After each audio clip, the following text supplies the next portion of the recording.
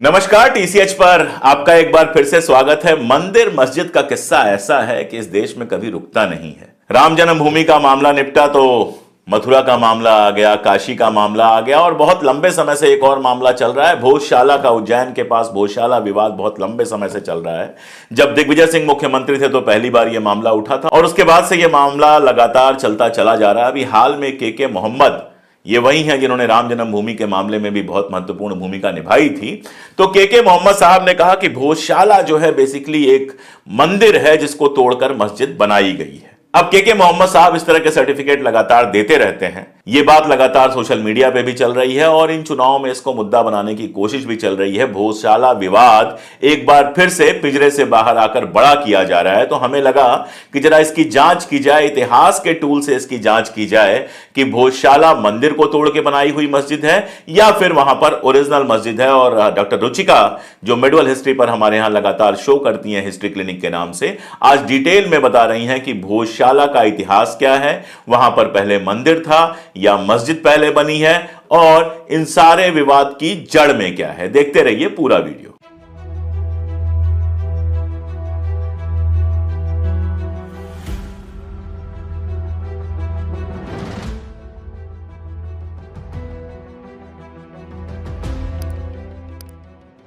Hello hello और नमस्कार। आपका स्वागत है हिस्ट्री क्लिनिक के एक नए एपिसोड में।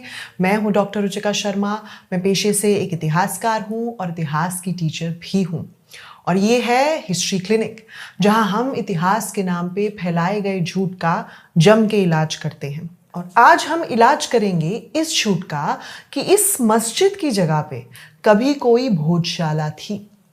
मध्य प्रदेश के धार में स्थित इस विवादित इमारत को आज भोजशाला के नाम से जाना जाता है और यह भी माना जाता है कि यहाँ कोई संस्कृत की शाला थी जो पारामार राजवंश के राजा भोज ने बनवाई थी।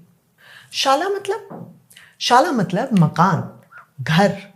पर बस इसी नायाब इमारत के झूठ के लिए शाला को स्कूल या विद्यालय मान लिया जाता है, जबकि शाला का मतलब किसी भी संस्कृत किताब में स्कूल है ही नहीं। तो फिर ये नाम आया कहां से और ये विवादित इमारत है क्या? क्या यहां पे कभी कोई संस्कृत स्कूल था? अगर नहीं तो फिर ये विवाद कब शुरू हुआ? ये सब आज के एपिसोड में। इसमें से काफी कुछ मेरी अपनी रिसर्च में से भी है। मेरी पीएचडी रिसर्च मालवा पे ही थी। और आज हम इस विवादित इमारत की बात इसीलिए कर रहे हैं क्योंकि एएसआई यानी archaeological survey of India, Bharat के पुरातत्व विभाग ने कोर्ट के निर्देश पे यहां ज्ञानवापी मस्जिद की तरह ही सर्वे शुरू करा दिया है, ये जानने के लिए कि यहां क्या कभी कोई शाला थी। आपको याद होगा कि हमने हिस्ट्री क्लिनिक में ही बाबरी मस्जिद और ज्ञानवापी, इन दोनों विवादित इमारतों पे वीडियोस बनाए थे और दोनों में ही इतिहास के पन्ने खोल के ये पता चला था कि ये विवाद अंग्रेजों के समय में शुरू हुए। इसके अलावा हमारे पास कोई और ऐतिहासिक प्रमाण मौजूद नहीं है। लेकिन भारत में अब हर मस्जिद के नीचे मंदिर के दावों को तूल मिलती जा रही है, भले ही इससे भारत के टैक्स पेयर के पैसे का कितना भी खर्चा क्यों ना हो। खैर, भोजशाला पे आते हैं। ये इमारत है क्या? इमारत का सही नाम और पहचान है कमाल मौला की मस्जिद, जो कि कमाल मौला के मकबरे के बगल में बनी है। कौन थे कमाल मौला? 16वीं शताब्दी का फारसी में लिखा हुआ सूफी तज़किरा गुलज़ार अबरार के मुताबिक कमालुद्दीन मलावी 13वीं शताब्दी के चिश्ती सूफी संत थे और मशहूर सूफी संत निजामुद्दीन औलिया के मुरीद थे, जिन्होंने कमालुद्दीन मलावी को 1293 एडी में धार भेजा। यहां मलावी एक टोपोनिम है, यानी जगह के नाम पे दिया जाने वाला नाम, क्योंकि कमालुद्दीन मालवा के सूफी संत थे, इसीलिए उनका नाम मलावी रखा गया उनके मुरीद द्वारा। और मौला मलावी की ही तोड़ मड़ोड़ है। कमाल मौला की मस्जिद उनके मकबरे के बगल में बनी है, जहां बाकायदा एक इंस्क्रिप्शन है यानी शिलालेख है, जहां लिखा है कि ये कुतुब कमाल का रोज़ा है यानी मकबरा है, जिसे सुल्तान महमूद शाह खलजी द्वारा 15वीं शताब्दी में रिपेयर किया गया। महमूद खलजी मालवा सल्तनत के तीसरे और सबसे कद्दावर सुल्तान थे।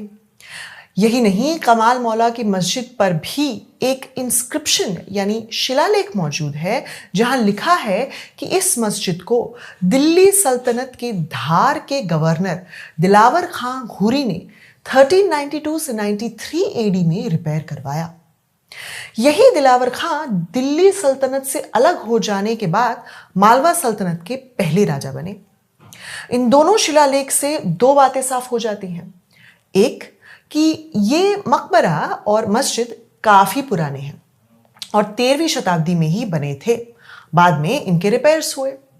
दूसरा, मस्जिद और मकबरा दोनों कमालुद्दीन मलावी के लिए ही बनाए गए। इमारत के ताने बाने की बात करें तो कमाल मौला की मस्जिद एक काफी बड़ी मस्जिद है, जहां एक मिहराब और मिंबार मौजूद है। मिहराब प्रेयर निश को कहते हैं और ये मस्जिद की मगरबी यानी पश्चिम दीवार में बनी होती है, जिसके सामने बैठ के आप मक्का की तरफ रुख करके नमाज अदा कर सकते हैं। और मिंबार एक रेज्ड स्ट्रक्चर, जिस पर या तो उस समय बादशाह बैठा करते थे या फिर वो मौलाना जो नमाज लीड कर रही हो। मस्जिद हाइपोस्टाइल मस्जिद है, यानी जहां काफी सारी रोज ऑफ पिलर्स यानी खंबे हों, जिसकी सपोर्ट लिए ऊपर की छत हो। इसमें से काफी खंबे रीयूज्ड हैं, यानी दोबारा इस्तेमाल किए गए हैं। जैसा कि हम बाबरी और ज्ञानवापी के मुद्दे पर भी बता चुके हैं, यह बता पाना काफी मुश्किल होता है कि ये रीयूज्ड खंबे किसी इमारत को तोड़ के लिए गए या फिर पहले से ही गिरे पड़े मिले। क्या इसी वजह से इसे भोजशाला कहा गया? बिल्कुल नहीं। इस मस्जिद और मकबरे की यह पहचान यानी कमाल मौला की मस्जिद 19वीं शताब्दी तक भी कायम थी। 1822 एडी में अंग्रेजी सर्वेयर जॉन मैल्कम ने मालवा का सर्वे किया और अपनी रिपोर्ट में इस मस्जिद को एक रूइंड मॉस्क बताया, यानी जिसे मरम्मत की जरूरत हो। यहां मैल्कम बताते हैं कि मस्जिद में एक मिंबार है और उसके फर्श में एक हिंदू शिलालेख है। इसके अलावा मैल्कम ने इस इमारत के बारे में कुछ और नहीं लिखा, इसे किसी शाला के नाम से भी नहीं जोड़ा, बल्कि मैल्कम अपनी रिपोर्ट में राजा भोज का जिक्र भी करते हैं और बताते हैं कि एक किंवदंती यानी लेजेंड के मुताबिक भोज ने धार में कई डैम्स बनवाए, क्योंकि उन्होंने कसम खाई थी कि वो 9 नदियों और 99 नालों का पानी बस में कर लेंगे। लेकिन मैल्कम यहां भोज से कमाल मौला के मस्जिद को नहीं जोड़ते। तो 1822 तक भी इस इमारत का किसी शाला से ना ही राजा भोज से कोई संबंध था। जिनको नहीं पता उनके लिए मैं बता दूं कि राजा भोज परमार राजवंश के सबसे प्रभावशाली राजा माने जाते हैं और परमार राजवंश 11वीं से 12वीं शताब्दी में मालवा पे राज करता था और धार यानी धारा नगरी उनकी राजधानी थी। फिर 13वीं शताब्दी में अलाउद्दीन खलजी की फौज, जिसकी रहनुमाई खलजी के गवर्नर आइनुल मुल्क मुल्तानी कर रहे थे, उस फौज ने मांडू के किले में छुपे पारामार राजा को हरा दिया और मालवा पर दिल्ली सल्तनत का वर्चस्व कायम किया। खलजी के पहले भी इल्तुतमिश और बलबन के समय में धार पर कब्जा किया गया, पर पूरी तरह से बस में अलाउद्दीन खलजी के समय में ही आया। कि कमाल मौला का मस्जिद कोई भोजशाला नहीं, ये बात मालवा के दूसरे अंग्रेजी सर्वे से भी कायम होती है। 1844 एडी में विलियम किंकेड, एक अंग्रेजी सर्वेयर जो अपने को बॉम्बे सबॉल्टन कहते थे, उन्होंने अपने मालवा सर्वे रिपोर्ट में लिखा कि धार में एक मस्जिद पीर कमालुद्दीन के रोजा के बगल में मौजूद है। यहां भी किसी शाला का जिक्र नहीं किया गया, ना ही मस्जिद को राजा भोज से जोड़ा गया। तो अगर 19वीं शताब्दी के सर्वेज में भोजशाला का जिक्र नहीं था, तो ये नाम आया कैसे? इन दोनों सर्वेज के बाद धार में एपिग्राफिक सर्वेज किए गए, यानी शिलालेख के सर्वेज, जो संस्कृत के एक्सपर्ट और फिजिशियन भावदाजी लाड ने कराए। भाऊ दाजीलाड ने बाय द वे भारत के इतिहास के लिए काफी कुछ किया है और उनके नाम पे बंबई में एक म्यूजियम भी है, भाऊ दाजीलाड म्यूजियम, जिसे 1872 एडी में विक्टोरिया एंड एल्बर्ट म्यूजियम भी कहा जाता था। म्यूजियम की बिदरी वर्क कलेक्शन तो अव्वल है ही, साथ ही साथ उसके इंटीरियर्स भी बेइंतहा खूबसूरत हैं। खैर, भाऊ दाजीलाड के एपिग्राफिक सर्वेज में धार के शिलालेख का भी रिकॉर्ड बनाया गया 1871 एडी में, पर 1874 एडी में भाऊ दाजी की मौत हो गई तो इस रिकॉर्ड पर कुछ काम नहीं किया गया। इस भोजशाला की गुत्थी में फिर जॉर्ज ब्यूलर का नाम भी जुड़ जाता है, जो कि एक इंडोलॉजिस्ट थे जिन्होंने अपनी जिंदगी में कभी धार में पैर तक नहीं रखा, पर राजा भोज के बारे में काफी कुछ लिखा। लेकिन यहां भी उन्होंने किसी भोजशाला या भोज द्वारा बनाए कोई भी संस्कृत स्कूल के बारे में नहीं बताया। ब्यूलर के शागिर्द अलोइस एंटन फ्यूरर लेकिन धार जरूर गए और 1893 एडी में एक रिपोर्ट लिखी जहां कमाल मौला के मस्जिद में एक रीयूज्ड इंस्क्रिप्शन को उन्होंने एक ग्रामेटिकल सूत्र बताया, probably part of a scholastic building, यानी संस्कृत की ग्रामर यानी व्याकरण का सूत्र जो शायद पहले किसी विद्यालय का हिस्सा थी। फ्यूरर इस नतीजे पर कैसे पहुंचे ये ना तो फ्यूरर बताते हैं ना कोई और। हमें यह जरूर पता चलता है कि इस रिपोर्ट को लिखने के 5 साल बाद यानी 1898 एडी में फ्यूरर को अंग्रेजी सरकार ने ही एक फ्रॉड बताया और 1898 में उन्हें एएसआई से रिजाइन करने को कहा। यह बात विंसेंट स्मिथ, एक और अंग्रेजी सर्वेयर की जांच पड़ताल से पता चली, जहां उन्होंने फ्यूरर की लिखी हुई रिपोर्ट्स को अटरली बैड स्कॉलरशिप यानी बेहद खराब वजीफा बताया। तो फ्यूरर ने फिर जिस संस्कृत व्याकरण सूत्र की बात की थी, अंग्रेजी सरकार ने उसे फ्रॉड बताकर नकार दिया। लेकिन फ्यूरर की फ्रॉड रिपोर्ट में भी किसी भोजशाला का जिक्र नहीं था। कमाल मौला की मस्जिद का भोज से कोई लेना देना फिर पूरी 19वीं शताब्दी तक नहीं था। लेकिन खराब ज्ञान का बीज अक्सर अच्छे ज्ञान से ज्यादा जल्दी फैलता है और बस यही हुआ। इस व्हाट्सएप मैसेज जैसे रिपोर्ट को एक के लेले नाम के शख्स ने पढ़ा, जिन्हें धार की रिसर्च का इंचार्ज बनाया गया था अंग्रेजी सरकार द्वारा, ताकि धार की इमारतों पर रिसर्च हो सके लॉर्ड कर्जन के 1902 एडी में आने से पहले। लॉर्ड कर्जन उस समय अंग्रेजी भारत के वाइसरॉय थे।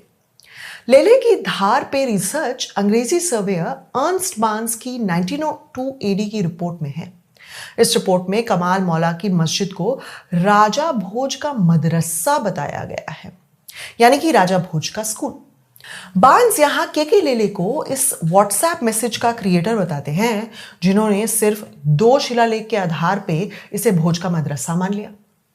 माइकल विलिस अपने पेपर में बताते हैं कि लॉर्ड कर्जन ने धार भ्रमण के बाद 1903 एडी में के लेले ने अपनी रिपोर्ट पब्लिश की, जिसका टाइटल था summary of the dramatic inscription found at the Bhojshala, कमाल मौला मॉस्क धार।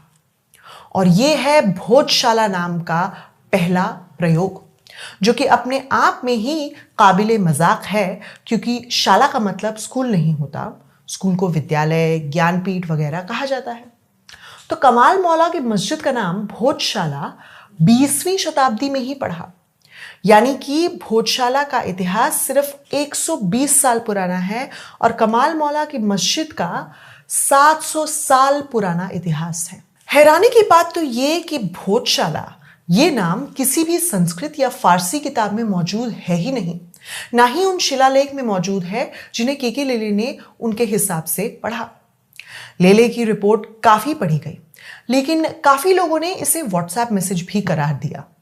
1908 एडी के सर्वे में अंग्रेजी सर्वेयर सी लुआर्ड ने भोजशाला नाम को गलत बताया, लेकिन उन्होंने एक और व्हाट्सएप मैसेज बनाया और कहा कि ये मस्जिद एक पुराने मंदिर की जगह पर स्थित है, लेकिन इसके लिए वो कोई भी सोर्स जैसे कि कोई संस्कृत किताब, फारसी किताब, कोई आर्कियोलॉजिकल खुदाई, ऐसी किसी चीज का हवाला नहीं देते।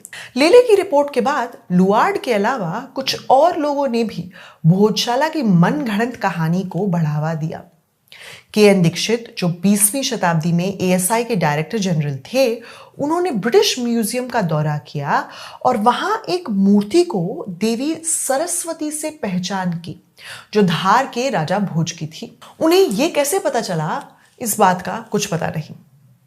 हंसी तब आती है जब पता चलता है कि मूर्ति पे मौजूद शिलालेख उसे जैन देवी अंबिका बताती है, जिसे वरारुचि नाम के शिल्पकार ने बनाया था भोज के जमाने में। तो यह सरस्वती की मूर्ति बिल्कुल नहीं है। इसे बाद में भोजशाला से जोड़ दिया गया और इसका भी कोई प्रमाण नहीं दिया गया। तो हमें 3 बातें पता चली। पहली ये कि ये कमाल मौला नाम के चिश्ती सूफी संत का मस्जिद है, जिसके बगल में उनका मकबरा भी है। इसके लिए बाकायदा शिलालेख मौजूद है मस्जिद पे और मकबरे पे।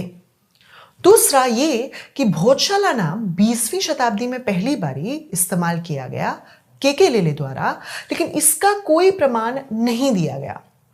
यह शब्द किसी भी ऐतिहासिक किताब या शिलालेख पे मौजूद नहीं है। तीसरा, 1924 में एक मूर्ति को सरस्वती से पहचाना गया और उसे भोज और भोजशाला से जोड़ा गया, जबकि वो मूर्ति जैन देवी अंबिका की है और उसका कमाल मौला की मस्जिद से बिल्कुल कोई लेना देना नहीं है।